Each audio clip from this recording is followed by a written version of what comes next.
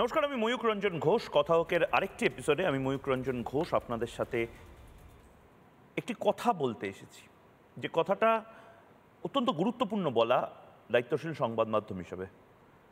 আমরা প্রতিদিন ওয়াকফকে কেন্দ্র করে, ওয়াকফ এখন আইন, একটি আইন, ল অফ দ্য ল্যান্ড, সেই আইনকে কেন্দ্র করে প্রতিদিন কোনো না কোনো জায়গাতে বিক্ষোভ প্রতিবাদ দেখছি। বিক্ষোভ প্রতিবাদ, সুপ্রিম কোর্টে যাওয়া, এগুলো সমস্ত কিছু একটা গণতান্ত্রিক দেশে গণতান্ত্রিক অধিকার।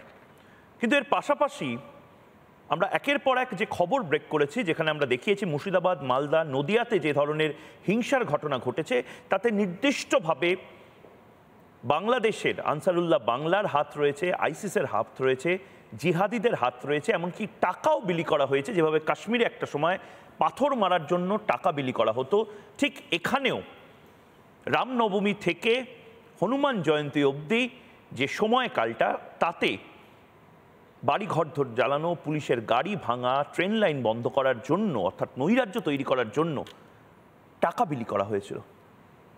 এবং এর পাশাপাশি আমরা শুনেছি যারা রাস্তায় নেমে আন্দোলন করেছে, যারা বলেছে কলকাতাকে অবরুদ্ধ করে দেবে, গোটা বাংলাকে শাহিনবাগ বানিয়ে দেবে,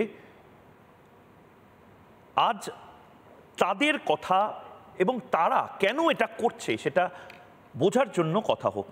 আজকে কথা হোকে তর্ক কম, বোঝার জায়গা বেশি। আজ কথা হোকে কথা কাটাকাটি হয়তো অনেক কম, প্রত্যেকের যুক্তিগুলো শোনার সময় অনেকটা বেশি আমরা পাব। ওয়াকফ হিংসা, ন্যায্য প্রতিবাদ না জিহাদের অজুহাত? এই মুহূর্তে যারা রয়েছেন তাদের সাথে আলাপ করিয়ে দিই। দুদিকে আমার তিনজন করে অতিথিরা রয়েছেন। একদিকে রয়েছেন জগন্নাথ চট্টোপাধ্যায়, রাজ্য বিজেপির সাধারণ সম্পাদক, তার পাশেই রয়েছেন মানস ভট্টাচার্য, লেখক। কাশেম আলী রয়েছেন রাজনৈতিক কর্মী।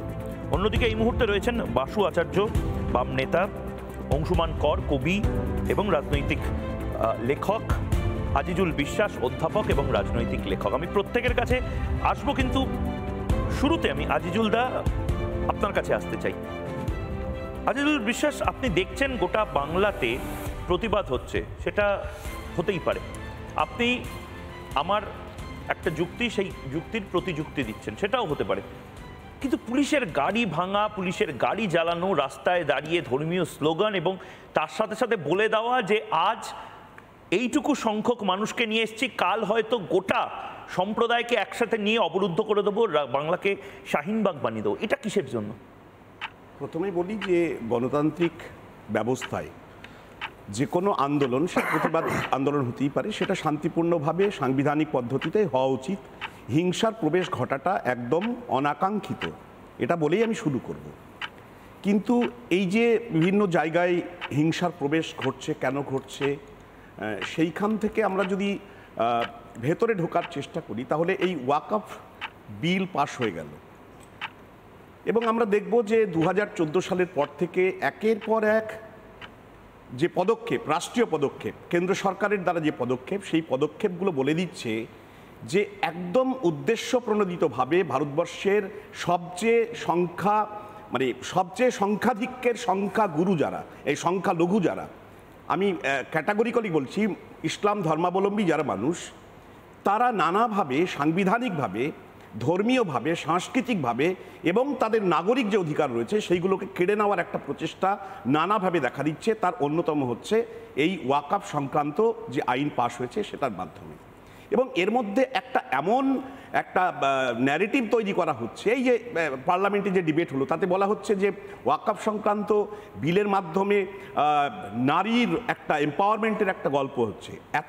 এত নারী হিতে কেন্দ্র সরকার কাজ করছে। আমি একটা বলি, এই যে 2রা এপ্রিল লোকসভায় পাশ হলো, পরের দিনই আমরা দেখলাম রাজ্যসভায় পাশ হলো, 5 তারিখে রাষ্ট্রপতি সই করলেন, 8 তারিখে গোটা দেশ জুড়ে ওয়াকফ লাগু হয়ে গেল। খুব ভালো কথা। এখন প্রশ্ন হচ্ছে, যে নারী, ভারতবর্ষে মুসলিম নারীর জন্য কল্যাণ করার শুধুমাত্র দরকার নেই, সকল নারীর হোক না কল্যাণ, আমরা তো তাই চাই। সেখানে আমরা দেখব 2024 সালে পাশ হওয়া মহিলা সংরক্ষণ বিল কবে চালু হবে বলেছে, অমিত শাহ বলেছেন স্বরাষ্ট্রমন্ত্রী, 2029 সালে হবে। তো 2000, এবং এটা যেটা হিসেব বলছে 2047 সালে এসে দাঁড়াবে যে সম্পূর্ণভাবে মহিলা সংরক্ষণ বিল কার্যত পূর্ণাঙ্গভাবে সেটা ইমপ্লিমেন্টেড হবে। এটা কেন? অর্থাৎ আমরা দেখব যে বিলকিস বানো থেকে শুরু করে উন্নাও, কাঠুয়া, হাতরাস, আসারাম বাপু, রাম রহিম কিংবা মণিপুর, সর্বত্র একটা নারী বিদ্বেষী সরকার, যারা নারীর কল্যাণ করতে গিয়ে তারা শুধু নাটক ছাড়া আর কিছু করতে পারে না। সেই সরকার ওয়াকফ সংক্রান্ত যে বিল আইনে পরিণত করেছে, তার মাধ্যমে আবারও তারা প্রমাণ করলো এই দেশে শুধুমাত্র সংখ্যাগুরুর আধিপত্যবাদ প্রতিষ্ঠাকে সামনে রেখে এই সরকার এগোচ্ছে। তা না হলে 2013 সালের যে ওয়াকফ সংক্রান্ত সংশোধনী বিল পাশ হয়েছিল, সেখানে কিন্তু ওয়াকফ বোর্ডে, বিশেষ করে সেন্ট্রাল কাউন্সিল, ওয়াকফ কাউন্সিলে দুজন করে নারী, মুসলিম নারী, এবং ওয়াকফ বোর্ডেও দুজন করে রাখার কথা বলা হয়েছিল। এখানে বরং কমানো হয়েছে, অন্তত দুজন করে নারী। এই যে একটা জায়গা। আর একটা জায়গা হচ্ছে, আমার প্রশ্ন হচ্ছে যে দুজন অমুসলিম সদস্য এই ওয়াকফ বোর্ডে ঢুকবে কেন? ঢুকতেই পারে। আপনাকেই আমি টাইম দিচ্ছি আজিজুলদা। আমি এখনো বুঝলাম না যে ভারতবর্ষের পাবলিক প্রপার্টি পোড়ানো কেন হলো, পুলিশের গাড়ি কেন জ্বালানো হলো, ট্রেন লাইন বন্ধ কেন হলো? ওয়াকফ আইনে মুসলিম বিরোধী কি আছে দাদা? আপনারা 1, 2, 3 করে বলুন। আমি তো দেখতে পাচ্ছি একজন নির্দিষ্ট লেখিকা, সেই লেখিকার কোনো লেখা ভয়ঙ্কর রকম ধর্মবিরোধী বলে যেভাবে রাস্তায় নামিয়ে দিয়েছিলেন কিছু নেতা, ঠিক সেভাবে কিছু নেতা এখানেও চেষ্টা করছেন। মানে কি আছে? 1, 2, 3, 4 করে বলুন না। নরেন্দ্র মোদী সরকার, তার দল, কেন্দ্রীয় সরকার, তারা শুনুক না রিপাবলিক বাংলার আজকের এই যুক্তি, এবং তারপর আবার কথা হোক। ফার্মার্স বিল রিভোক করা হয়েছে, এটা যদি প্রয়োজন হয় রিভোক করা হবে, সুপ্রিম কোর্টে যান। আমাকে আবার আপনি সময় নিন 2 মিনিট, আপনি বলুন যে কি আছে বিলটার মধ্যে, আইনটার মধ্যে, যেটা ভয়ঙ্করভাবে সব গেল রক তুলতে হবে দাদা। মানে আমি আপনাকে এই কারণে জিজ্ঞেস করছি, আপনি শিক্ষিত সংখ্যালঘু সম্প্রদায়ের একজন অধ্যাপক মানুষ এবং যিনি প্রতিদিন প্রাইম টাইম ডিবেটে আসেন। আসলে কি সমতার জায়গায় কথা বলে, সাংবিধানিকভাবে যে সমতার আদর্শ প্রতিষ্ঠিত, সেই জায়গায় আমি বলি 4টি রাজ্যের টোটাল হিন্দু এন্ডোমেন্ট অ্যাক্টের আন্ডারে যে সম্পত্তি বলি আমি বলতে হবে, কম্পারেটিভ অ্যানালাইসিস না করলে কিন্তু বোঝা যাবে না, সমতার আদর্শকে বোঝা যাবে না। বলি আমি তামিলনাড়ু একটা সমতার আওতায় ছিল, আমাকে বলতে হবে। বলুন। অবশ্যই ছিল। এখানে ওয়াকফ সম্পত্তিটা তাহলে তুমি বোঝো না। ওয়াকফ সম্পত্তিটা কিভাবে তৈরি হচ্ছে, কাদের দানে তৈরি হচ্ছে, কোন উদ্দেশ্যে এটা ব্যবহৃত হওয়ার কথা বলা হচ্ছে, সেই জায়গাটা না বুঝলে হবে না কিন্তু। আচ্ছা, কোন জায়গায়? আমি আজিজুলদা, আমি দেখুন, প্রত্যেকে কিন্তু নিজের টাইম পাবে বলে। আজিজুলদা, পৃথিবীর কোথায় এই আইনটা আছে? ওয়াকফ আমি বুঝি না, কিন্তু আপনি ধরিয়ে দেবেন। ওয়াকফ আল অলাদ আর ওয়াকফ বাই ইউজার। আল অলাদটা নিয়ে তো কোনো সমস্যা নেই আজিজুলদা। আপনি যদি মনে করেন যে আপনার আত্মীয় স্বজনকে না দিয়ে আপনি আল্লাহর নামে দিয়ে যেতে চান, আপনি দিয়ে দিন না। আপনার আম গাছ, জামরুল গাছ, আপনার মাঠ, গোল্লাচুটের মাঠ সব দিয়ে দিন। কিন্তু দাদা, আজ এই রিপাবলিক বাংলা স্টুডিওতে প্রতিদিন আপনারা 25 জন মিলে প্রার্থনা করলে, কাল হঠাৎ করে ওয়াকফ বোর্ড বলে দেবেন না, অর্ণব গোস্বামীর না, এটা ওয়াকফ বোর্ডের চ্যানেল। না না, আমার কি প্রশ্ন, এটা হতে পারে? এটা পাকিস্তানে নেই, এটা সিরিয়াতে নেই, প্যালেস্টাইনেও নেই। যে প্যালেস্টাইনের পতাকা নিয়ে আজকে আন্দোলনটা হচ্ছে, আমার এই প্রশ্ন করার কি অধিকার রয়েছে? ওয়াকফ বোর্ডে যদি দুজন অমুসলিম সদস্যকে প্যালেস্টাইনের কোন সরকারি তাহলে কোন হিন্দু এন্ডোমেন্ট অ্যাক্টে যে দেবত্র প্রতিষ্ঠান রয়েছে, সেখানে কেন অহিন্দু কেউ ঢুকতে পারবে না? আছে তো। তোমার মনে আছে দিল্লির কৃষি বিলকে কেন্দ্র করে লালকেল্লা কি হয়েছে? রিভোক হয়ে গেছে। জাতীয় পতাকাটাকে নামিয়ে কি হয়েছিল? হোক না, ওয়াকফ আইনও রিভোক হোক না। আপনারা সংবিধান, আপনারা যদি মনে করেন যে ভারতবর্ষটা বাংলাদেশ, আর আপনারা ওই চাচাজান ইউনুসের মতন করে লাফিয়ে এখানে করতে পারবেন, সেটা করতে দেওয়া হবে না। অনুমোদন করি না। না, আমি বাধ্য হচ্ছি আমার রূপে ফিরতে।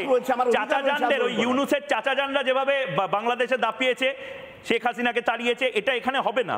জগন্নাথ চট্টোপাধ্যায়, আমি আজকে, বিশ্বাস করুন, আজকে আমি ক্ষমা প্রার্থী সেই সমস্ত দর্শকদের কাছে যাদেরকে আজকে আমি ডাকিনি। তার একটাই কারণ, আমি বেশি করে আপনাদের 6 জনকে টাইম দিতে চেয়েছি। আমি এখনো বুঝতে পারছি না, আমি নাবালক, আমি একেবারে অশিক্ষিত, আমি জানি না যে কি হচ্ছে। আমি টিম্বাকতুতে থাকতাম, কিন্তু আমি এই দেশে এসে দেখছি যে এমন একটা আইন ছিল এ দেশে, যেখানে কানামাছি ভোবো, যাকে পাবি তাকে ছো, ইডেন গার্ডেন ছুঁয়ে দিলাম, ওয়াকফ, সোনার পাথরবাটির মতন বিভিন্ন জায়গা ওয়াকফ। কি আছে আইনটায় যেটার জন্য এত কিছু হচ্ছে? ময়ূক, আপনাকে ধন্যবাদ। ওয়াকফ কি না, আল্লাহর নামে দেওয়া আমার কিছু সম্পত্তি। এই সম্পত্তি সর্বশক্তিমান আল্লাহ তো নিজে তদারক করতে আসেন না। পার্ক স্ট্রিটে ওয়াকফ সম্পত্তিতে হয়ে যাওয়া প্রমোটিংয়ের কাজ তো আর আল্লাহ দেখতে আসেন না। দেখেন কে? দেখেন হচ্ছে আল্লাহর নামে যে মুতওয়ালি বা যে ম্যানেজমেন্ট সিস্টেম রয়েছে তাঁরা। এই বিল কিসের জন্য? এই বিল মূলত সে আল্লাহর কাছে যাওয়া সম্পত্তি আল্লাহর নামে ওয়াক্ত আল লিল্লাহ আর ওয়াক্ত আল আউলাদ, এই দুই প্রকারের যে সম্পত্তি, অর্থাৎ আমি আমার বংশধরদের ম্যানেজমেন্টে আমার সম্পত্তি আল্লাহর নামে দিয়ে গেলাম, আর আমি আমার সম্পত্তি আমার বংশধরদের নাই আল্লাহর নামে দিয়ে গেলাম, এই দুই প্রকারের ম্যানেজমেন্টের স্বচ্ছতা আনা। এর সঙ্গে কিভাবে ওয়াকফ সম্পত্তি কাজে লাগবে না, মুসলিম সমাজের সামাজিক এবং ধর্মীয় কারণে মসজিদ হতে পারে, শিক্ষাকেন্দ্র হতে পারে, স্বাস্থ্যকেন্দ্র হতে পারে, এতিমখানা চলতে পারে, ইত্যাদি ইত্যাদি নানা কাজ এর মধ্যে চলতে পারে। আর নতুন যে বিল এসছে সেই বিলের মুখ্য যে 4-5টি ধারা রয়েছে যার মাধ্যমে এত বিবাদ চলছে, তার মধ্যে অন্ততপক্ষে মুসলিম বিদ্বেষের কোনো জায়গা নেই। শুধুমাত্র সরকার 39 লক্ষ একর প্রপার্টি, যা কিনা ভারত সরকারের ডিফেন্স এবং বাকি যে অন্যান্য দপ্তর রয়েছে তাদের সম্পলিত সম্পত্তির থেকেও বেশি, 39 লক্ষ একর, এবং 2013 সালে কংগ্রেসের শেষ আইন আসার পর 21 লক্ষ একর এর মধ্যে সংযুক্ত হয়েছে, এইটা আমার ওইটা আমার সব ওয়াকফ হয়ে, তার আগে ছিল 18 লক্ষ একর, এই সম্পত্তির সঠিক ব্যবস্থাপনার জন্য। এবং এই যে অস্বচ্ছতা, এই অস্বচ্ছতা দূর করতে সঠিকভাবে ব্যবস্থাপনা হোক, কার আপত্তি থাকতে পারে? এবং অস্বচ্ছতা দূর করার প্রথম কাজ কি না, আমার এই যে 39 লক্ষ একর জমি আমি বলে দিয়েছি আমার ওয়াকফ বলে, তার প্রপার সার্ভে হওয়া দরকার, তার সমীক্ষা হওয়া দরকার। এই সার্ভেতে কেন মুসলিম সমাজের আপত্তি থাকবে? 2, কেন ওয়াকফের ইনহেরিটেন্সে মহিলাদের স্বার্থ বা মহিলাদের ইনহেরিটেন্স, মহিলাদের উত্তরাধিকার সুরক্ষিত নয়? সরকার যদি মুসলিম মহিলাদের উত্তরাধিকার সুরক্ষিত করে, কেন আপত্তি থাকবে? এত লিটিগেশন সারা ভারতবর্ষে 21,618 লিটিগেশন চলছে, মামলা চলছে ওয়াকফ নিয়ে, ওয়াকফ প্রপার্টি নিয়ে ডিসপিউট চলছে। এই 21,618 লিটিগেশনের নিষ্পত্তি হওয়া প্রয়োজন কি প্রয়োজন নয়? ওয়াকফ বোর্ডগুলির, রাজ্য ওয়াকফ বোর্ডগুলির ইন্টারনাল পাওয়ার এতটাই শক্তিশালী যে ওয়াকফ বোর্ড তার নিজের ইন্টারনাল তদন্তে যে কোনো প্রপার্টিকে বলে দিতে পারে, ঘোষণা করে দিতে পারে এটা ওয়াকফ। আর একবার ওয়াকফ ঘোষণা করে দিলে সেই সম্পত্তি না কাউকে গিফট করা যায়, না কখনো বিক্রি করা যায়, না কখনো হস্তান্তর হওয়া যায়। সেইভাবেই ওয়াকফ টলি ক্লাব, ইডেন গার্ডেন, গড়ের মাঠ, আকাশবাণী ভবন, রাজভবন সব ওয়াকফ। এইরকম একটা পরিস্থিতিতে স্বচ্ছতা আনা দরকার কি দরকার নাই? এই প্রপার্টি যে আল্লাহ, সর্বশক্তিমান আল্লাহর প্রতিনিধিরা ম্যানেজ করছেন, তাদের যথাযথভাবে তারা ভাড়ার টাকা জমা দিচ্ছেন কিনা, প্রপার্টি জমা দিচ্ছেন কিনা। এত বড় প্রপার্টি থেকে সরকারের রেভিনিউ মাত্র 200 কোটি টাকা। এই সম্পত্তির প্রপার ব্যবস্থাপনা এবং সিএজি অডিট হওয়া দরকার কি দরকার নেই? এবং আরও কিছু বিষয় যা রয়েছে পরবর্তীকালে আমি বলবো, কিন্তু দেখুন কয়েকটি প্রশ্ন আমার রয়েছে যে ভারতবর্ষের বিভিন্ন প্রান্তে ওয়াকফ নিয়ে নানা অনিয়মের অভিযোগ উঠেছে, কিন্তু পশ্চিমবঙ্গ হচ্ছে এমন একটি রাজ্য 1997 সালে তৎকালীন কংগ্রেসের পরিষদীয় দলনেতা অসিত রঞ্জন সিনহার দাবিতে পশ্চিমবঙ্গ সরকার এখানে একটি জুডিশিয়াল এনকোয়ারি করেছিলেন জাস্টিস গীতেশ রঞ্জন ভট্টাচার্যের নেতৃত্বে, এবং সেই এনকোয়ারি কমিশনের নিরীক্ষে তার প্রাপ্ত ফলের ভিত্তিতে তৎকালীন স্পিকার তার ঘনিষ্ঠ 2-3 জনের শাস্তির বিধান হয়েছিল। এবং 1998 সালে তৃণমূল কংগ্রেস তৈরি হওয়ার পর তৃণমূল কংগ্রেস এই জুডিশিয়াল কমিশনে সন্তুষ্ট ছিলেন না, তারা সিবিআই তদন্তের দাবি তুলেছিলেন। সম্ভবত ভারতবর্ষের একমাত্র রাজ্য যেখানে ওয়াকফ কেলেঙ্কারি হয়েছে, যা নিয়ে বিচার বিভাগীয় কমিশন হয়েছে এবং যা নিয়ে তৃণমূল কংগ্রেস সিবিআই তদন্তের দাবি করেছে। কিন্তু আমি বাসুদার কাছে যেতে চাই। বাসুদা বাম নেতা, বাসুদা মুক্তমনা, বাসুদার কাছে আমার প্রশ্ন একটাই, কিসের জন্য এই অ্যাজিটেশন? মানে নরেন্দ্র মোদীকে আপনারা ঘৃণা করতে পারেন, হেট করতে পারেন, কিন্তু অ্যানার্কিকে কেন আপনারা ভালোবাসছেন? কারণটা কি? আপনার সময় শুরু 3 মিনিট, তারপরে আমি আপনাকে প্রশ্ন করব। না, প্রথমত 2-1টা জিনিস বলা দরকার। ওয়াকফ কি ইত্যাদি কি হচ্ছে না হচ্ছে, এর চেয়েও বড় একটা বিষয় হচ্ছে হঠাৎ ওয়াকফ নিয়ে এত সোর্স তৈরি কেন, এত চিৎকার চেঁচামেচি? তার কারণ হচ্ছে কারণ একটাই, সেটা হচ্ছে এই যে আদানি আম্বানি এদেরকে আছে, জমি টমিগুলো তুলে নিয়ে এদেরকে দিয়ে দিতে হবে। চুরি চামারিটা না করলে, মানে একটা সরকার, একটা গভর্নমেন্ট যার পিএম কেয়ারস এর কোনো হিসেব নেই, অডিট হয় না, হ্যাঁ, একটা মানে অবস্থা তৈরি হয়েছিল যে রাজ্যে একটা তোলাবাজের সরকার চলে আর কেন্দ্রে একটা দাঙ্গাবাজের সরকার চলে। এখন ঘটনা যেটা দেখলাম, কেন্দ্রের দাঙ্গাবাজের সরকার তোলাবাজিটাও করে, চুরিচামারিও করে এবং যাচ্ছে তাই ভাবে করে। বিজেপি হিন্দু মুসলিম করে তার কারণ আদানি আম্বানির টাকাটা খেতে হবে। আচ্ছা, আপনার এইটা হচ্ছে মূল এখন এই দেখুন বিষয়। কাউন্টারে তো আপনার সেই জায়গায় দাঁড়িয়ে না না, এক মিনিট শেষ আপনার করতে এখন দিন। 1 মিনিট 45 সেকেন্ড আছে, কিন্তু আমি 1 মিনিট না, না। 1 মিনিট 30 সেকেন্ডে এখন অবধি আমি বুঝতে পারলাম না এখন যে সেই আইনের জায়গায় মধ্যে এমন কি আছে না, যার এখন জন্য আপনারা সেই জায়গায় প্যালেস্টাইনের পতাকা নিয়ে রাস্তায় নামবেন। আপনারা কি প্যালেস্টাইনে যাবেন? এখন খুব পরিষ্কার বিষয় যেটা যুদ্ধ করতে মাথায় যাবেন রাখতে প্যালেস্টাইনে? হবে, পরিষ্কার বিষয় 50টা যেটা দেশ মাথায় পাশে রাখতে আসছে হবে না। সেটা হচ্ছে যে এই যে ওয়াকফ যে বিষয়টা রয়েছে, এটা একটা autonomous institution under the constitution of India, but not under any government. মানে সরকার এবং আসল বিষয়টা হচ্ছে আপনারা তো কনস্টিটিউশনটাই মানেন না, কনস্টিটিউশনটাই তুলে দিতে চান। সেই কারণে একটা কনস্টিটিউশনাল ইনস্টিটিউশন আর গভর্নমেন্ট ইনস্টিটিউশন, এই দুটোর মধ্যে যে তফাৎ আছে এইটা বোঝার জায়গাতেই আপনারা নেই। তার কারণ আপনাদের ওই আদানি আম্বানির পয়সাটা খেতে হবে, যে কারণে যেভাবেই হোক না কেন গভর্নমেন্ট প্রায় বুলডোজার চালিয়ে যে সমস্ত কনস্টিটিউশনাল প্রভিশনগুলো রয়েছে, যে পার্সোনাল ল রয়েছে, সেগুলোকে দুমড়ে মুচড়ে চলে যেতে হবে এবং গিয়ে এই ওয়াকফ বোর্ডের যে অটোনমিটা আছে সেই অটোনমিটাকে যেভাবেই হোক ধ্বংস করে দিতে হবে। আরেকটা জায়গা সেটা হচ্ছে, আপনি নদিয়া জেলায় ক বছর আগের কথা, পলাশিপাড়ার এক বৃদ্ধা মহিলা, তিনি শ্মশান ছিল না এলাকায়, শ্মশানের জন্য জমিদান করেছেন, কবরস্থান ছিল না এলাকায়, কবরস্থানের জন্য জমিদান করেছেন। আজকে যে নতুন আইন তৈরি হচ্ছে সেখানে কিন্তু সেই মহিলা কবরস্থানের জন্য জমিটা দান করতে পারবেন না। কেন পারবেন? অর্থাৎ না, পারবেন না। তার কারণটা হচ্ছে ওখানে পরিষ্কারভাবে বলে দেওয়া হয়েছে এটা কারা শুধুমাত্র এটা আসতে পারবে, একমাত্র যাকে প্রমাণ করতে হবে he or she is a practising Muslim.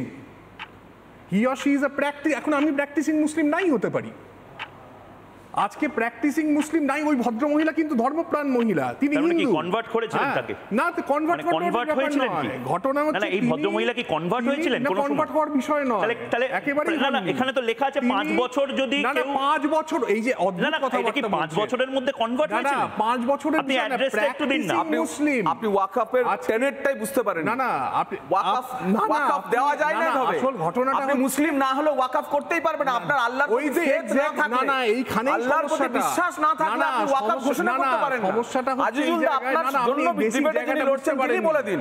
Waqf basic জায়গা থেকে সরে যাচ্ছে। যারা ওয়াকফ পরিচালনা করবে তারা, সেটা হচ্ছে মুসলিমরাই পরিচালনা করবে, কারণ ইট ইজ অ্যান ইনস্টিটিউশন। পরিচালনা নয়, সম্পত্তিও আপনি আল্লাহর প্রতি ফেথ না থাকলে আপনি ওয়াকফ দিতেই পারেন না। নট অলওয়েজ আল্লাহর নামে দিতে হয়, আপনি আল্লাহকে ফলো না করলে আপনি দিতেই পারেন না। আমি যারা দেখছেন তাদের, আজিজুল দা, আমি ধর্মনিরপেক্ষ, আমি কি ওয়াকফ বোর্ডের মেম্বার হতে পারবো? যদি না হতে পারি তাহলে কিন্তু নতুন বিতর্ক। আপনার রাষ্ট্রীয় ইনভলভমেন্ট ধর্মের ক্ষেত্রে থাকবে না, এই জায়গা থেকে ধর্মনিরপেক্ষতার জায়গাটাকে দেখা হয়। আপনি পুরো বিষয়টাকে গোল গোল করে ঘুরিয়ে অন্যদিকে নিয়ে যাচ্ছেন, বিষয়টা তা নয়। আর শুধু তাই নয়, এবার মুসলিম প্রতিনিধিত্বের যে জায়গাটা ছিল সেই মুসলিম প্রতিনিধিত্বের জায়গাটা কিন্তু আক্রান্ত হয়ে যাচ্ছে। ওয়াকফ সংশোধনী বিল আনার কারণ একটাই, সেটা হচ্ছে যেভাবে হোক জমিগুলোকে তুলে দিতে হবে আদানি আম্বানির হাতে, কিছু কাট মানি খেতে হবে। আমি 30 সেকেন্ড, প্রধানমন্ত্রী এবং আপনার প্রধানমন্ত্রীর দল কিছু কাট মানি হয়ে গেছে।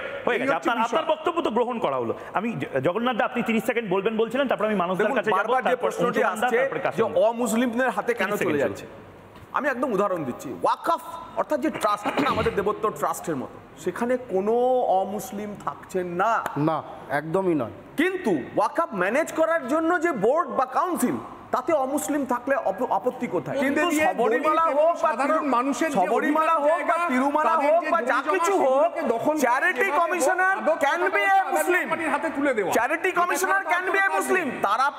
তারকেশ্বর মন্দির কমিটিতে কোনো অমুসলিম থাকতে পারে না, সেখানে হিন্দুরাই থাকবে। কিন্তু তারকেশ্বর ডেভেলপমেন্ট অথরিটির চেয়ারম্যান জনাব সুরাবর্দী ফিরহাদ হাকিম ছিলেন। মানুষ ভট্টাচার্যের কাছে যাবো এবার। মানুষ দা, আমি এখনো, বিশ্বাস করুন, আমি টিম্বাকটু থেকে এসেছি, আমি এখনো বুঝলাম না যে এই বিরোধটা কেন, যার জন্য ট্রেন পোড়ানো হচ্ছে, বাস পোড়ানো হচ্ছে, প্যালেস্টাইনের পতাকা নিয়ে বলছে সংবিধান মানব না মুর্শিদাবাদে। আমাকে বুঝিয়ে বলুন, মানে এটা এটা আমাকে বাড়িতেও জিজ্ঞেস করেছে যখন আমি রিপাবলিক বাংলাতেই একটি অনুষ্ঠান করছিলাম, আপনিও সম্ভবত ছিলেন, যে এই যে দেবোত্তর সম্পত্তির কথা বলছে, তা দেবোত্তর সম্পত্তি যদি থাকতে পারে ওয়াকফ সম্পত্তি কেন থাকবে না? আর দেবোত্তর সম্পত্তির ক্ষেত্রে তো সত্যিই তো আমরা মন্দিরে অনেক জমি, আমার ঠাকুমাই অনেকটা জমি দান করে গেছেন, এরকম অনেক জায়গাতেই অনেকে দান করে গেছেন। আমাকে বোঝান যে কোথায় মুসলিমদের গুজব রটানোটা হচ্ছে। মানুষদা 3 মিনিট।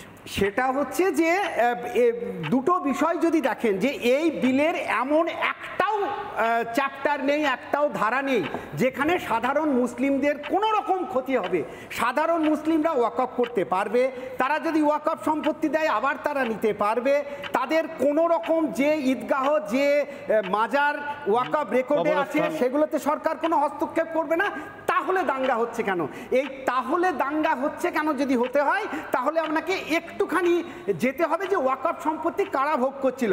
সব থেকে ভারতবর্ষের যিনি সোচ্চার ওয়াকফ নিয়ে, যাকে আমরা পার্লামেন্টে কাঁদতে দেখেছি, আসাদউদ্দিন ওইসি, তার 100 একর জমির উপর তার ব্যক্তিগত মেডিকেল কলেজ ওয়াকফ সম্পত্তি ভোগ করছিলেন।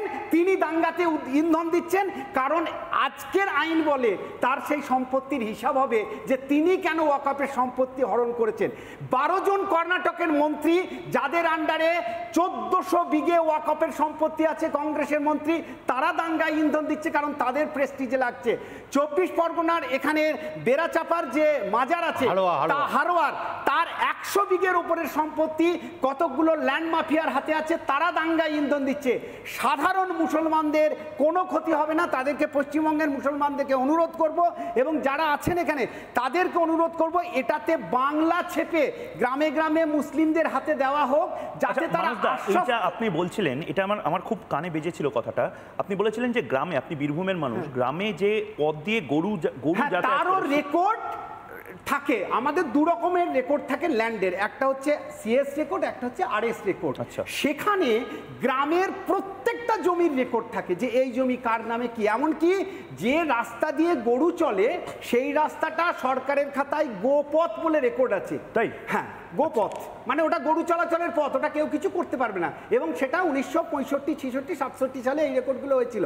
তাহলে 1923 সালের, ধরো 1894 সালে প্রথম প্রিভি কাউন্সিল ওয়াকফ প্রস্তাব হয়, তারপর 1906 সালে প্রথম জিন্নার সঙ্গে ইংরেজদের একটা চুক্তি হয়, 1913 সালে প্রথম প্রস্তাব পেশ হয়, 1923 সালে প্রথম মুসলমান ওয়াকফ অ্যাক্ট হয়, তারপরে 1943, 1954, 1975, 1955, 1995, 2013। বাসুদা বলছিলেন হঠাৎ করে ওয়াকফ এনেছে, একেবারেই হঠাৎ করে নয়। 5ই মার্চ 2014 দিল্লির 123টা জায়গা স্পেশাল পারমিশন নিয়ে ওয়াকফ বোর্ডকে দিয়ে দেওয়া হয়। সেটা নিয়ে যখন তদন্ত করতে যাওয়া হয়, তখন দেখা যায় যে শুধু দিল্লির ওই 123টা সরকারি জায়গা ওয়াকফের হাতে দেওয়া হয়নি, গোটা ভারতবর্ষে এরকম বহু জায়গা দেওয়া হয়েছে। তারপর থেকে 2014 থেকে 2024 পর্যন্ত 1248টা সভা করা হয়েছে, যেখানে প্রত্যেকটা ওয়াকফ বোর্ডের মেম্বারদের বক্তব্য শোনা হয়েছে। তারপরে এই বিল এসেছে। আমি অংশুমানদার কাছে যাই, আশা করি আমার বলার সময় বাকিরা একটু শুনবেন। একদম সব, আমি সেটাই অনুরোধ করছি। এখানে আমি বাকিদের প্রত্যেককে বলছি এক এক করে বলার জন্য। অংশুমানদা, মানসদা যে কথাটা বললেন সেটা কিন্তু খুব একটা বোধহয় ভুল বললেন না। এসমা নিয়ে ডিবেট করার সময় ওই 16 ঘন্টা মতন ডিবেট হয়েছিল পার্লামেন্টে, আর এবার 17 ঘন্টা শুধু রাজ্যসভাতে ডিবেট হয়েছে। মানে এটা রাজ্যসভার বা পার্লামেন্টের ইতিহাসে সবচেয়ে দীর্ঘতম বিতর্ক। এর পাশাপাশি অংশুমানদা, মানে এটা আমি আপনাকে ছবিও দেখাবো, যেহেতু আজকে গোটাটা অন্য মঞ্চে হচ্ছে বলে আমি জবাব চাই বাংলার সেই ছবিগুলো দেখাতে পাচ্ছি না। 1100 বছর আগের একটা চোলা সম্প্রদায়ের, সেই সময়কার চোলা রাজাদের একটা মন্দির, সেটা ওয়াকফ বোর্ড বলে দিয়েছে এটা ওয়াকফ প্রপার্টি। সেখান থেকে তামিলনাড়ুর মানুষও বলছে যে আমরা কোর্টে গেছি। কি বলবেন? 3 মিনিট। না, প্রথম একটা কথা বলি যে এটা নিয়ে আমার কোনো মনে সংশয় নেই যে হিংসা হচ্ছে সেই হিংসা হওয়া উচিত না, একেবারে উচিত না। 1, 2 ওয়াকফ সম্পত্তির ভুল ব্যবহার হয়েছে, যেটা ওরা বলতে চাইছেন, একদম আমি একমত। এটা নিয়ে আমার কোনো, অনেক ক্ষেত্রে, সব ক্ষেত্রে নয়, বা তুমিও যে কথা বলছিলে সব ক্ষেত্রে নয়, অনেক ক্ষেত্রে হয়েছে। সেটাকে অ্যাড্রেস করার কি এইটা পদ্ধতি? যে ওয়াকফ বিলটা নিয়ে আসা হলো সেটা পদ্ধতি? এই প্রশ্নটা আমার থাকছে। তার কারণ আমি খুব পরিষ্কার করে বলছি যে আমি মনে করছি যে এই বিলটা ওই যে কি আপত্তি করা আছে মুসলিমদের পক্ষে আপত্তি করা আছে, ভারতবর্ষের ঐতিহ্যের পক্ষে আপত্তিকর আছে, এমনকি সনাতনী ধর্মীয় ঐতিহ্যের পক্ষেও আপত্তিকর জিনিস আছে। আমি এই জায়গা থেকে বলবো যে এই বিলটা হচ্ছে ধর্মনিরপেক্ষতার উপর আঘাত, সাম্প্রদায়িকতা উস্কানি দেওয়ার একটা বিল, বিভাজনের রাজনীতি করার একটা বিল, যুক্তরাষ্ট্রীয় কাঠামোর উপর একটা আঘাত আনা বিল। কেন বলছি এই কথাগুলো? তার কারণ নাম্বার ওয়ান, মুসলিমদের যে ঐক্য আছে না, মুসলিমদের কাছে আপত্তির কোথায় আছে? এই প্রথম বলা হচ্ছে যে বোহরা এবং আফগান এই মুসলিমদের জন্য একটা আলাদা আলাদা বোর্ড হবে, মানে মুসলিম ঐক্যে ফাটল ধরা, ওই ডিভাইড অ্যান্ড রুল এই পলিসিকে আবার ফিরিয়ে আনা হচ্ছে, নাম্বার ওয়ান। নাম্বার টু, কেন আমি বলছি যুক্তরাষ্ট্রীয় কাঠামোর উপর আঘাত? তার কারণে এই ওয়াকফ বোর্ডগুলোর কাজকর্ম দেখতো রাজ্য সরকার। রাজ্য সরকারের সঙ্গে অতগুলো মিটিং হয়েছে, সভা হয়েছে, রাজ্য সরকারকে কনফিডেন্স নেওয়া হয়েছে নাকি? এই এতগুলো রাজ্য সরকারকে আমি এই প্রশ্নটা রাখছি, নেওয়া হয়নি। এটা যুক্তরাষ্ট্রীয় কাঠামোর ওপর আঘাত, একদম সরাসরি প্রত্যক্ষভাবে আঘাত। কি আমি কেন বলছি যে একই সঙ্গে এটা সাম্প্রদায়িক, ভীষণভাবে সাম্প্রদায়িক, যে কথা ইতিমধ্যে আজিজুল এবং বাসু বলেছেন যে 5 বছর আমি প্র্যাকটিসিং ইসলাম না হলে আমি কোনো সম্পত্তি দান করতে পারবো না, এটা বলা আছে। এটা কি ভারতবর্ষের যে অসাম্প্রদায়িকতার ঐতিহ্য তার উপর আঘাত নয়?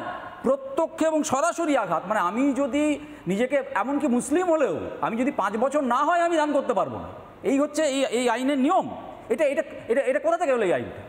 বলা হচ্ছে, আমি আরও পরিষ্কার করছি, বলা হচ্ছে এত জায়গায় সব নথি ভুক্তিকরণ রয়েছে, জমির এখানে পাওয়া যাবে ওখানে পাওয়া যাবে, মানলাম।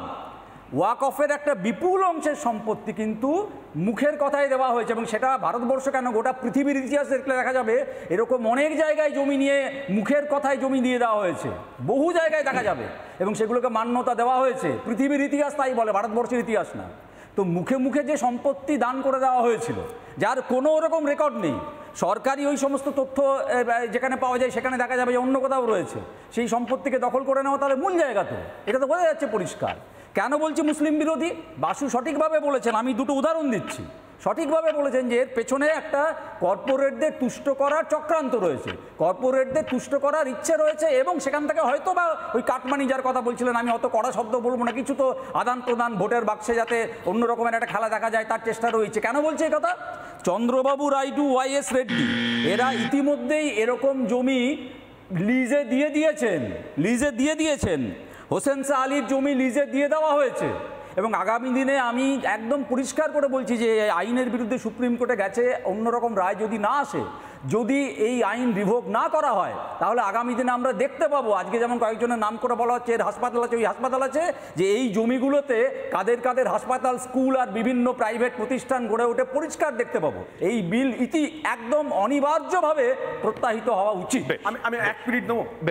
আমি কাসেমদাকে আমি একটা উত্তর দিয়ে দিই, একটা 10 সেকেন্ড। সেটা হচ্ছে উনি বললেন মুসলিমদের মধ্যে একটা ঐক্য ছিল, এটা সম্পূর্ণ ভুল তথ্য, আপনি জানেন না। 1954 সালে যখন বিল হয় তখন শিয়া সুন্নিদের দ্বন্দ্ব এতটাই ছিল যে ভারতবর্ষে দুটো ওয়াকফ বোর্ড আছে এখন, একটা সুন্নি ওয়াকফ বোর্ড, একটা শিয়া ওয়াকফ বোর্ড, সেটা দুটো গোষ্ঠীর মারামারির জন্যই করা হয়েছিল। কাসেম আলী অংশুমানদা যেখান থেকে শেষ করলো, খুব ভ্যালিড পয়েন্ট। কারণ আমি জানি ওই দাবা খেলার মতন অংশুমান দাকে বোধহয় চেকমেট করা পসিবল একমাত্র কাসেম আলী মুখ খুললে। অংশুমান দা মেনে নিল যে হ্যাঁ, হাসপাতাল, রিসোর্ট, অনেক কিছু হয়েছে। কারা করেছে? এটা কি কোনো হিন্দু, কোনো সনাতনী সাধু এসে, বা ভারত সেবাশ্রম সংঘ, বা সেরকম ধরনের কোনো সংগঠন এসে করেছে? কারা করেছে একবার একটু ঝাঁপিটা, যদি 3 মিনিট সময় ঝাঁপি খুলি। আইজুলদার মুখটা বন্ধ করতে বলুন। এই মুহূর্তে সব থেকে ব্রেকিং নিউজ হচ্ছে, আজকের কেন্দ্রীয় আইবি, কেন্দ্রীয় সংস্থার আইবি স্বরাষ্ট্র মন্ত্রককে রিপোর্ট দিয়েছে, কলকাতার আলিপুরে মহাবীরতলা মসজিদ মোড় থেকে আলিপুর রোড অবধি 35 বিঘা জমি বিবি জওহরা বেগম এর নামে ওয়াকফ এস্টেট।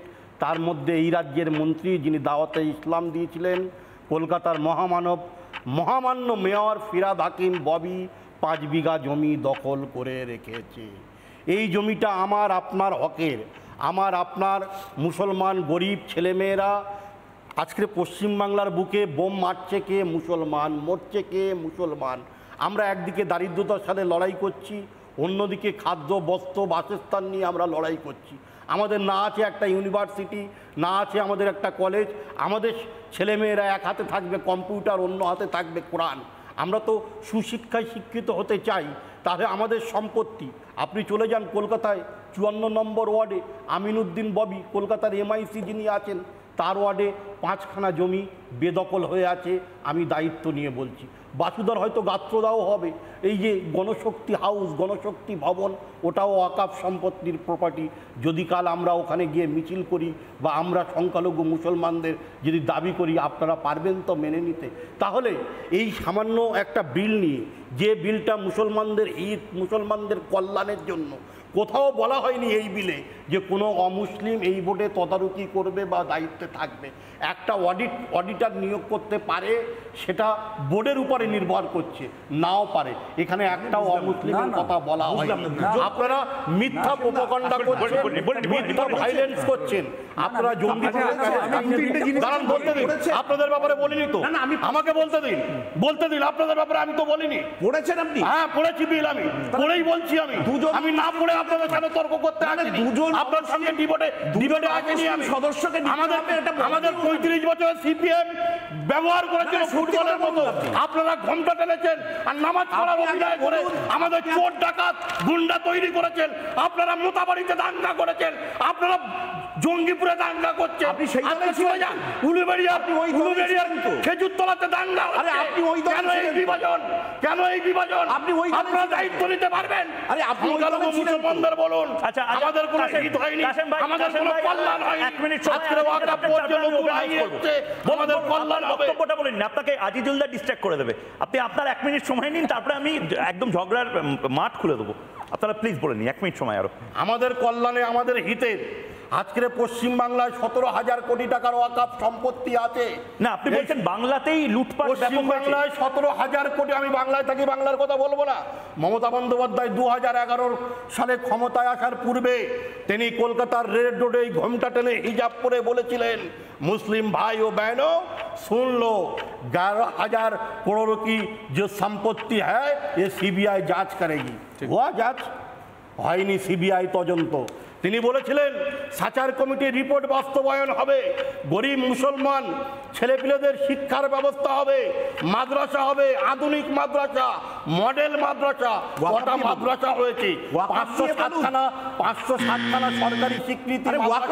বলছি তো ওয়াকফ নিয়ে, বলছি তো ওয়াকফেরই অংশ, এ তো ওয়াকফেরই অংশ। 507খানা সরকারি স্বীকৃত মাদ্রাসা। কেন 14 বছরে 14,000 শিক্ষক আপনারা নিয়োগ করতে পারেননি? আজিজুলদা এবার বলুন, যা বললো। না, আমার একটা পয়েন্ট আছে আজিজুলদা, আপনারা মানে একচোখা হতে পারেন না। এখানে যে কথাগুলো বললো সেটা হয়তো মিথ্যা কথা বলেছে, সেটা হয়তো সত্যি কথা বলেছে, কিন্তু যা যা বলেছে তার মধ্যে থেকে 50% সত্যি। সেটা হলেও তো প্রায় 10,000 কোটি টাকার সম্পত্তি ভূতে খেয়ে চলে যাচ্ছে দাদা। এ তো গরিব মুসলমানদের পাওয়া উচিত। ওয়াকফ নিয়ে দুর্নীতি হয়েছে, এর আগে আমি বলেছি, এই তোমাদের ডিবেটেই বলেছি। না, জোরে বলেন না, এটা দুর্নীতি হয়েছে। কারা করেছে? মঙ্গল গ্রহের সিন্ধু ঘটক এসে করে গেছে দুর্নীতি। ওয়াকফ যারা চালায় তারাই করেছে। আমার প্রশ্নটা হচ্ছে অন্য জায়গায়। ওই যে বলা হচ্ছে না পশ্চিমবাংলায় ওয়াকফ নিয়ে দুর্নীতি হয়েছে, এবার যে আইন হয়েছে সেই আইনতে, এই আইনে এটা ম্যানেজমেন্ট কে করবে? ডিস্ট্রিক্ট ম্যাজিস্ট্রেট করবে। বিভিন্ন স্কিমের ডিস্ট্রিক্ট ম্যাজিস্ট্রেট পরিচালনা করে। আমার প্রশ্ন হচ্ছে ভোটার লিস্টে যদি কোনো জল ঢুকে যায়, ওরা বলে আপনার ডিএম থেকে শুরু করে বিএলও সব তো আপনার রাজ্য সরকারের নেতৃত্বে চলছে। প্রশ্ন হচ্ছে তখন এই কথা বলা হবে না তো যে এরপরে যে এই ডিএম যেটা করছে রাজ্য সরকারের নির্দেশেই করছে, সেই প্রশ্ন আসবে না তো? খুব ভালো, এটা কিন্তু খুব ভ্যালিড পয়েন্ট। এবং জগন্নাথ, আমি বারবার এই কথাটা বলছি, তার একটাই কারণ, আমি এনআরসির সময় নিজে দেখেছি দিল্লিতে চোখের পলকে, বামপন্থী হোক বা আম আদমি পার্টি হোক, তারা দিল্লি শহরে কিভাবে একটা প্যানিক ছড়িয়ে দিল, এবং তারপর আমরা দিল্লির হিংসার ঘটনা আমি নিজে দেখেছি, কভার করেছি।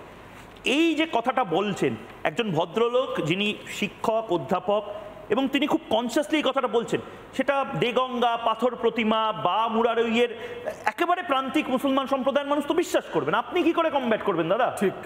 তার আগে আমি অধ্যাপক অংশুমান কর, ইংরেজি সাহিত্য যিনি পড়ান, তার যে তিনি যা বললেন তা নিয়ে তাকে কয়েকটি প্রশ্ন করতে চাই। প্রথমত হচ্ছে বোহরা আফগানিদের জন্য আলাদা কোনো ওয়াকফ বোর্ড তৈরি হচ্ছে না, হচ্ছে না। আইনটা পড়ুন, ভালো পড়েছি। ওয়াকফ বোর্ডের মধ্যে বোহরা প্রতিনিধি এবং আফগানি এদের প্রতিনিধি থাকবে। আপনি কি চান না পিছিয়ে পড়া অন্যান্য কমিউনিটি যারা মুসলিম রয়েছে, পাসমানদা মুসলিম,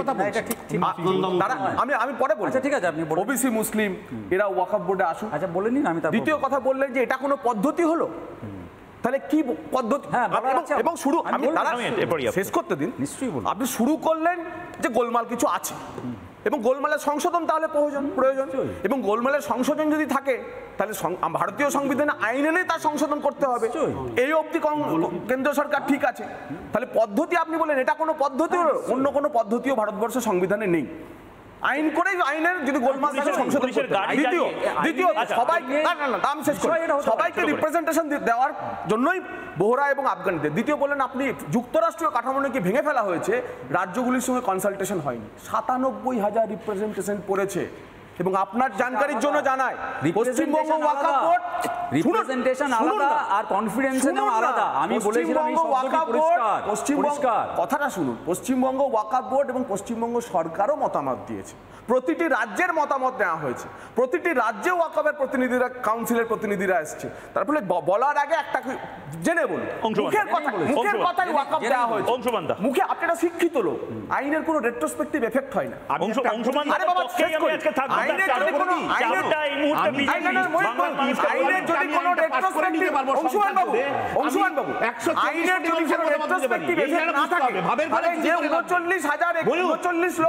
চুরি করে লাভ নেই। আমি যদি নিশ্চিত থাকি পার্লামেন্টে আমার বিলটা পাস হবে, আমি 140 কোটি মানুষের কাছ থেকে মতামত দিই। তাহলে বিলটা পাস হলো কি করে? তৃণমূল কংগ্রেসের তৃতীয়বারের জন্য নরেন্দ্র মোদী সরকারকে ভারতবর্ষের মানুষ জিতিয়ে দিয়েছে। এই সরকারের সেই ম্যান্ডেট আছে। আরে বিজেপি এই 140 কোটি মানুষ তৃতীয়বারের জন্য নরেন্দ্র মোদীকে জিতিয়ে আইনের ম্যান্ডেট দিয়েছে। 140 কোটি জনতার মতামত না। আচ্ছা আমি এবারে আপনি কি চান অধ্যাপক মানুষ এখনো মুখের কথা এইভাবে সম্পত্তি ডিক্লেয়ার হোক? তাহলে আপনার ওয়াকফ বোর্ড, আপনার সম্পত্তি ওয়াকফ বোর্ড, ওয়াকফ আপনার সম্পত্তিকে ওয়াকফ করার ঘোষণা। অংশমানদার থেকে আমি অংশমানদার থেকে উত্তরটা নিয়ে বাবু নাইডু জগন যদি ওয়াকফের মিসইউজ করে থাকে সেটা অন্যায্য, কিন্তু আসাদুদ্দিন ওয়াইসি আর আজিজুল্লাহ যদি ওয়াকফের মিসইউজ করে থাকে সেটা ন্যায্য। কে করবে? মুত্তালিরাই তো বলবে। যে কথা আমি বলি নরেন্দ্র মোদী তো বলছে না, মুত্তালিরাই বলবে।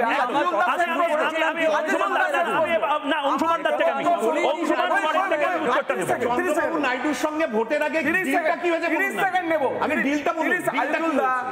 আমার দেবোত্তর সম্পত্তি যদি রেজিস্ট্রেশন করতে হয় সেখানে যদি কালেক্টর দেখতে পারেন তাহলে আপনার ওয়াকফ পারবেন না কেন? কালেক্টরই শেষ না, এতদিন ছিল ট্রাইব্যুনাল শেষ, এখন আদালতে যেতে পারবে। মানে কালেক্টরের বিরুদ্ধে আপিল করা ট্রাইব্যুনাল এবং আদালত এবং সর্বোচ্চ আদালত আপত্তি কেন? এবার আমি অংশমানদার থেকে উত্তরগুলো নেবো। অংশমানদার বলার আছে, বাসুদার থেকে নেবো এবং মানুষদার থেকে নেবো। কথা আমি 1 নম্বর উত্তর দিচ্ছি যে আমি কেন বলেছি যে এটা কোনো পদ্ধতি হলো, কেন বলেছি যে যেভাবে এই গোটা বিষয়টাকে বিকল্প পদ্ধতিটা কি? হ্যাঁ বলছি, বলতে দিন। আপনি তো কেউ কারোর উপর কথা বলবেন না প্লিজ। হ্যাঁ আমি কিন্তু এই জায়গায় একেবারে অনন্যই যে ঠিক আছে ওয়াকফ বোর্ড কেন্দ্রীয় যে বোর্ড তাতে অমুসলিম 1-2 জন প্রতিনিধি থাকতে হবে। উল্টো দিকে শর্তটা হচ্ছে তাহলে আপনি তো বলতেই দিচ্ছেন প্লিজ বলুন, তো মহা মুশকিল। বলুন প্লিজ বলুন। তো উল্টো দিকে কিন্তু একই সঙ্গে ওই দেবোত্তর সম্পত্তি পান্ডারা যাই বলুক ময়ূক, উল্টো দিকেও কিন্তু সেটা করতে হবে। এটা হচ্ছে প্রথম কথা। তাহলে কিন্তু একদম আছে তো সেটা না নেই নেই না উল্টো দিকে নেই, সব জায়গায় নেই। এক কোথায় আমি বলছি নেই, পুরীর মন্দিরই তো সবচেয়ে বড় প্রমাণ। অবশ্যই আছে, ওখানে তো একদম নেই। আমাকে বলতে দাও এবার আমি কি পদ্ধতিটা বলছি। আমাকে রেজিস্ট্রেশন হয় দেবোত্তর সম্পত্তি ওয়াকফ হয় না, এইটা আপনি ভুল বলছেন। তাই আমি ভুল বলিনি, তাই বলছেন আপনি। আমি জেনে বলুন। আচ্ছা শেষ করিনি। পুরীর মন্দিরে একটা অন্য ধর্মের লোককে ঢুকতে দেওয়া হয় না, পুরীর ট্রাস্টে নাকি মুসলিম নিয়ে বসে আছে। ফালতু কথাবার্তা বলছেন কেন? আমার মূল যে কথা এই যে গোটা সিস্টেমটা যেটাকে জেলা প্রশাসনের মধ্যে এনে ফেলা হলো, আমি এটাকেই প্রশ্ন করেছি, এটা কোনো পদ্ধতি হলো? যে কথাটা আবার আপনাকে আমি প্রশ্ন করি, বলতে না আমি জবাব দিন। বলতে না ধরুন ওয়াকফ নিয়ে কোনো প্রপার্টি যদি বলে দেয় ওয়াকফ, সেই ডিসপিউট তাহলে কে মেটাবে? বলতে দিন। জেলা শাসক মেটাবে না? কথা আমি আবার পুরোটা বলেনি, দিচ্ছেন না। বলেনি অংশমানদার পুরোটা বলেনি, প্লিজ বলতে দিন। বলুন। আমি প্রথমেই বলেছি যে আমার অমুসলিম প্রতিনিধি থাকা নিয়ে কোনো আপত্তি নেই। যেটা হতে পারতো যে নির্দেশিকাটা হয়ে গেছে সেটা হচ্ছে গোটাটা ডিস্ট্রিক্ট অ্যাডমিনিস্ট্রেশন কন্ট্রোল করবে। এতদিনের পদ্ধতি মেনে তার উল্টো দিকে হেঁটে একেবারে নির্দেশিকা, আমাকে বলতে দিন, আমাকে বলতে দাও। না উল্টোটা হতেই পারে। উল্টোটা মানে কি কোনো মৌলবী কন্ট্রোল? না না না না, একদম তা বলছি না, একদম তা বলছি না। সেটাই কন্ট্রোল করতে জেলা প্রশাসন কেন? প্রথম কথা হচ্ছে যে কথাটা উনি বলেছেন যে দুদিন পরে এরা এই প্রশ্ন তুলবেন না তো যে রাজ্য সরকারগুলো যেখানে যেখানে বিরোধী দলের আছে তারা এই বড় দুর্নীতি করছে। জবাব দিলাম দাদা। আমার কথা হচ্ছে যদি সেরকমই করতে হয়, এটা করা উচিত ছিল। যেমন নানা সিলেকশন প্রসেসে যেমন হয়, নানা জায়গায় সিলেকশন প্রসেসে হয় যে কেন্দ্র সরকারের একজন প্রতিনিধি থাকলো, রাজ্য সরকারের একজন প্রতিনিধি থাকলো, ওয়াকফ বোর্ডের সমস্ত মেম্বাররা থাকলো, ট্রাইব্যুনালের যে ক্যারেক্টার সেই ক্যারেক্টারটাকে পাল্টানোর কথা কিন্তু কি করে যে কেন্দ্রীয় সরকার যে যারা কেন্দ্রীয় সরকারে এখন আছে তারা আজীবন থাকবে, রাজ্য সরকারে যারা আছে তারা আজীবন থাকবে। সেই জন্যই তো বলছি ফেডারেল ক্যারেক্টারটা বাঁচাতে গেলে এখানে সবার প্রতিনিধিত্ব এবং সমস্ত ধর্মের এই সম্পত্তিগুলোর এইরকম ডিসপিউটের ক্ষেত্রে সবার প্রতিনিধিত্ব থাকবে, তবে গিয়ে দুর্নীতির মোকাবিলা করা সম্ভব। তাহলে আজকে ধর্মীয় কয়েকজন মানুষ দুর্নীতি করছেন, কালকে প্রশাসনের আধিকারিক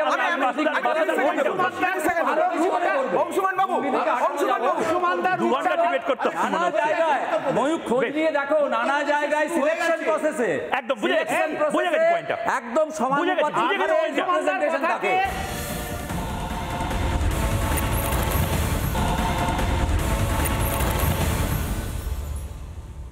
ময়ূখ খোঁজ নিয়ে দেখো, নানা জায়গায় সিলেকশন প্রসেসে একদম সমানুপাতিক রিপ্রেজেন্টেশন থাকে।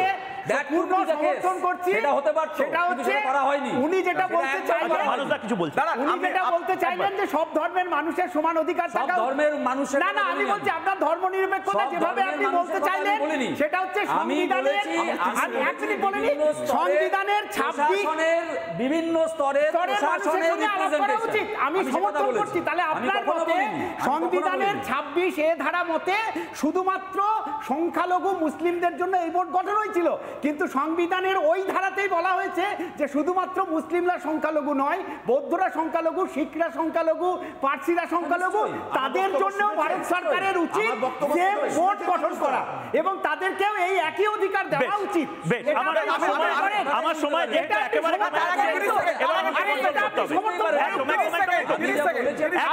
সমর্থন করেন তো এটা সংবিধানের ধারা।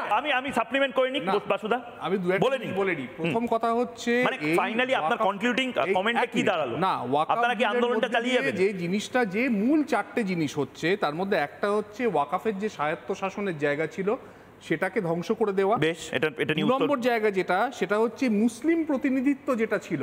এমনকি দেখুন ট্রাইব্যুনালে যে পরিষ্কার বক্তব্যটা কি ছিল সেটা হচ্ছে একজন মুসলিম আইন বিশেষজ্ঞকে ম্যান্ডেটারিলি থাকতে হবে, সেটাকে কিন্তু সেটা যে ম্যান্ডেটারিলি থাকতে হবে সেটা নেই।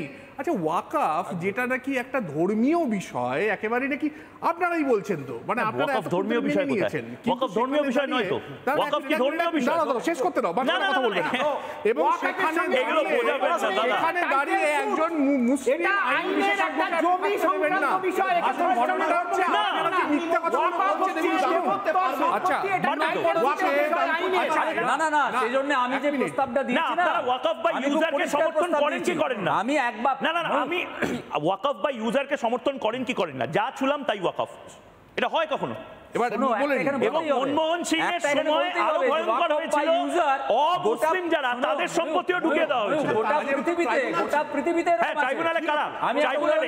ট্রাইব্যুনালে কিরেন রিজিজু থাকতে পারে, ট্রাইব্যুনালে কিরেন রিজিজু থাকতে পারতো, ট্রাইব্যুনালে নরেন্দ্র মোদি থাকতে পারতো, মমতা ব্যানার্জি বলে কোনো ব্যানার্জি কি ট্রাইব্যুনালে থাকতে পারতো? থাকতে পারতো না দাদা। না ভাই, ইউজার নিয়ে আমি একটা উদাহরণ দিচ্ছি। বেশ, না আমার সময় একেবারে শেষ, ছোট। এবার আমার একদম 1.5 মিনিট সময়, আমি 10 সেকেন্ড।